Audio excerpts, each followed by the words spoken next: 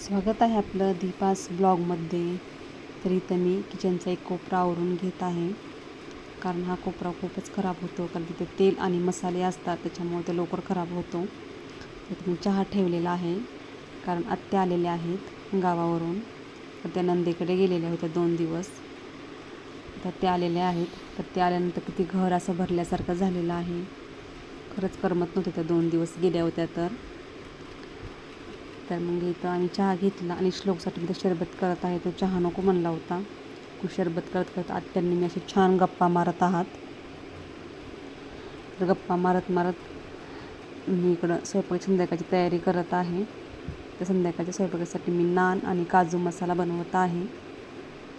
खरं तर ही रेसिपी जी आहे ती मला खूप दिवसापासून बनवायची होती, पण नान जमतो को नाही मला थोडी भीती वाटत होती. पण खरंच की छान असं जेवण झालेलं होतं ना, मस्त अशी रेसिपी झालेली होती.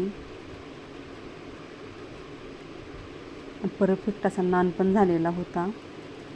तर ही रेसिपी मी यूट्यूबवरती टाकेल.